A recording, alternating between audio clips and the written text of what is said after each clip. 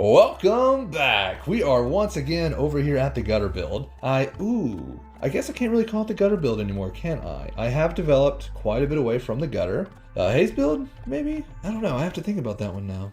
But we are back over here. I did have plans to come back to this a little sooner, but what's happened, well, okay, so I had converted this world to a custom world a while back. I don't actually remember when or why, but I've been using this world to test random things, and when I came over here to map out a new section, I came across so much destroyed. My first thought was, I got raided, and it never popped up on screen. I was just like, that sucks. Then I thought maybe it happened while I was fighting the infected broodmother, and I just missed it, since it seemed close enough to the area. But I remembered raids can't trigger during boss fights. So while I was cleaning up the mess, I kept getting stuck at this one area, and I was like, the train's just buggy. I mean, it wouldn't be the first time I ran into issues like this.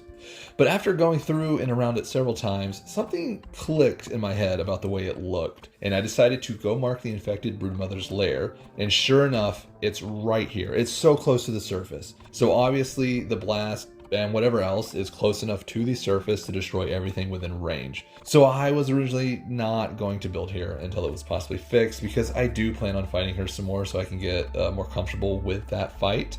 But then I decided I'd just go a different direction with this build for right now. And that brings us here. After careful planning, I had an outline of the base of the building. The main purpose of this building is to be tall, and you'll see why when we get closer to the end. Oh, but real quick, let me know if you like me building in this semi-god mode. There are some things I can't change in the settings, like having everything unlocked and free, so I do still have to grind for everything, but I can do it without wearing down my tools or needing to hunt for food or worrying about raids, so it should still make it kind of quicker to get these kind of videos out. But let me know what you think. I honestly have no issues with resetting the settings back to a survival setting if that's how you prefer to see it. So my original intentions with this build was to be like a town hall, and the only entrance was going to be across this bridge, and I was going to put like spikes and stuff underneath it just for fun. But when the walls started going up and I put this design in the floor that you'll see in a little bit, it started feeling more like an indoor market kind of thing. So I decided to add a second entrance so you could walk through it and check out the vendors, I guess.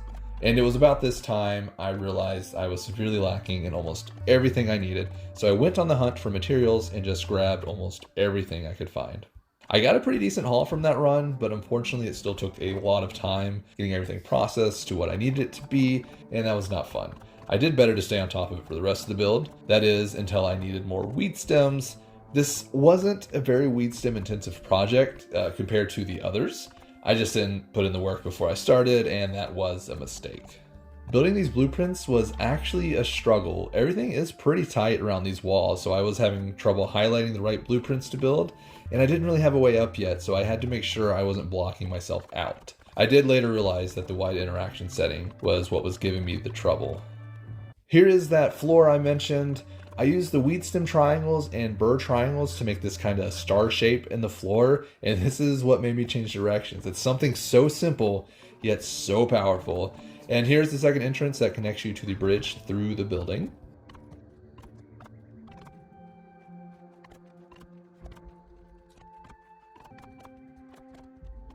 So watching this back, I see I've made a lot of weird cuts. I was constantly jumping or having to adjust to be able to reach certain blueprints, and it's created a lot of wasted time that I just removed, and that's where those cuts are coming from. I may go back through and take out some minor ones if I've got the extra footage.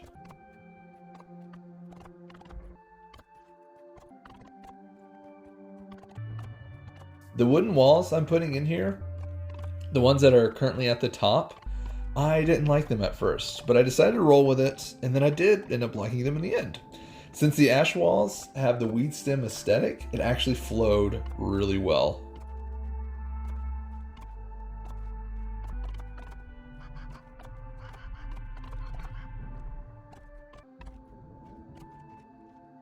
I still needed to make a way up, and I plan on the building getting smaller and coming into the center the taller it gets. So it was just going to get weird with stairs. I went back and forth on a few ideas before I decided to just build the exterior and figure it out later. But when I started laying the scaffolds to get up and down, I had this perfect idea of just leaving the interior unfinished, like it's still being worked on, And I'm so glad I did. The end result looks incredible. The chaos of the winding scaffolding just looks so cool when looking up. And actually standing up at the top and looking down almost gives you that sinking feeling in your stomach. So I think the scaffolds this way kind of give you a sense of height you don't usually feel, you know? You'll see what I mean.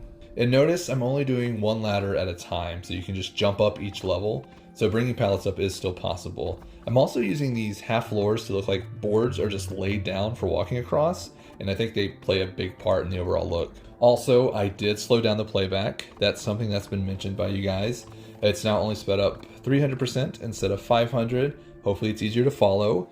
And when I do larger builds, I may either split it into parts or just plug in some music to fill in the spaces that I'm not talking, so you can just see more overall.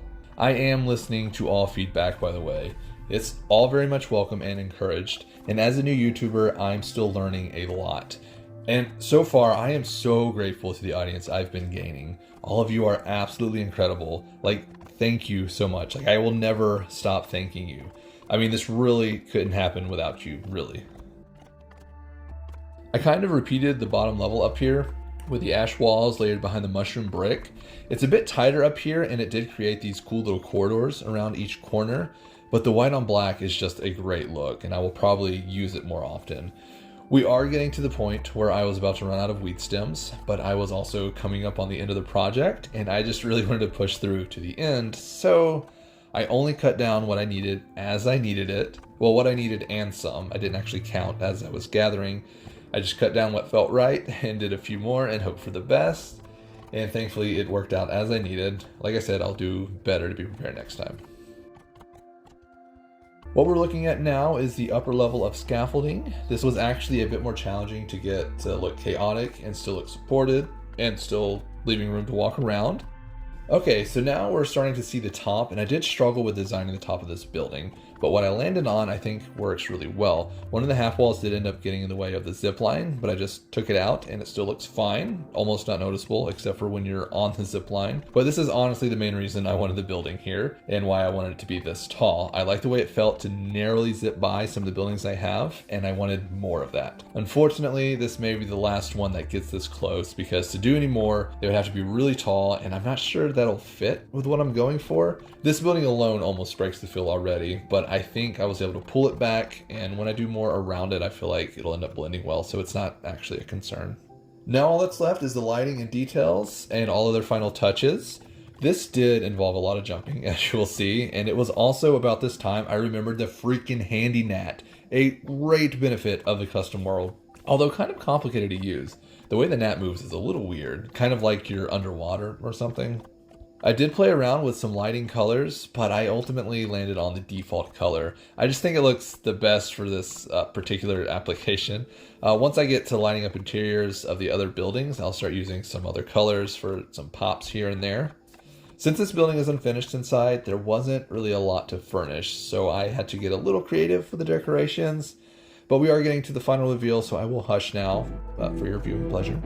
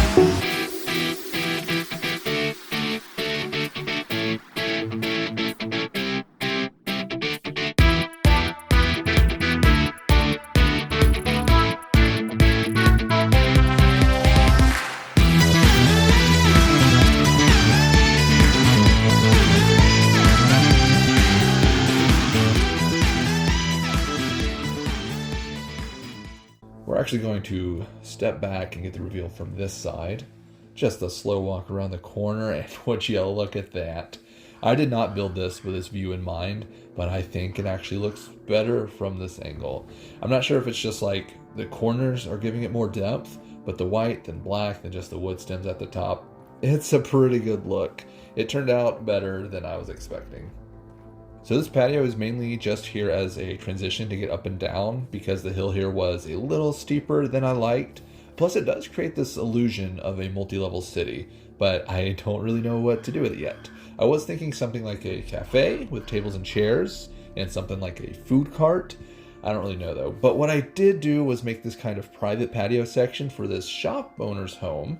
I used brazier like a fancy grill, a nice table with an ant head candle, and a random pot. I think it helped the look. And I use these partitions as a soft division between the rest of the patio. It's like, hey, the occasional conversation is acceptable here, but no soliciting. You know what I mean? Now the reveal from the bridge side. I'm calling it the bridge side and not the front because I don't know which of the two sides are actually going to be the front yet. But look at this beautiful layering. White, black, wood. That wood wall was questionable, but I'm glad I kept it because it does really work with the ash walls. I'm actually surprised the ash walls don't require any weed stems now that I think about it. I know I said I like the view from the corner better, but this view is also pretty sick. I pre-planned for these footers because I knew having the brick wall be flat all the way down to the ground wouldn't look right. And I am so thankful for these mushroom stairs, man. It wouldn't have worked without them. I used the weed half walls underneath the bridge to make it look beefier and more supportive. I originally wanted it to look like you were crossing something dangerous, but now I'm thinking I may just do an overgrown garden down here. Oh, let me step back. We need to enter slowly to get the feels right. Just look at it. This actually looks really cool at night with the green firefly lantern thing up there. It's so chaotic. I love it. I did this cool thing with the triangle floors. I don't know why I've never done this before, but I will be doing it more because it's freaking awesome. But I didn't really know what to do with all of this space. I added a few things here, kind of just like storage things for building materials or tools, I suppose. I don't know. I put these partitions as kind of like a work zone barrier. It's telling you that, hey, it's not safe beyond this point. Around the back of this, I did this little planning table with a picture frame on it, and the best picture for this I thought was the grid. Not because it's so good, but because nothing else worked. Put a little trash can here. Oh my god! I thought this was actually just another way to destroy items. I didn't know it was for storage. I think it would actually be cooler if you could use it to trash items. Yeah, my idea is better. But yeah, got a little candle, got some chairs for the workers to discuss work. Not much else here though. Let's head on up. As you may be able to see, you can jump up each level. You don't actually need to use the ladder, which is good because they are slow. They're only here for aesthetics. Can I get up here, please? Thank you. The close walls up here created these cool little hallways that you can use to get around, which is great because since I put these torches in, you can no longer walk through here. I guess I could move them, but I probably won't. I don't know why I left all of these open like this, but I like it. I wish you could put the ladders through the middle of the scaffolds though. There are torches hidden all around just to cast shadows on the layers. We'll continue our way up to the tippy top. I was hoping I could do this flawless. Okay. Wasn't even a problem. I really like how the half floors make it feel like you could fall off at any moment. But let's get up here and have a look-see down, shall we? Oh, but first, look at that view. All the way around, full 360.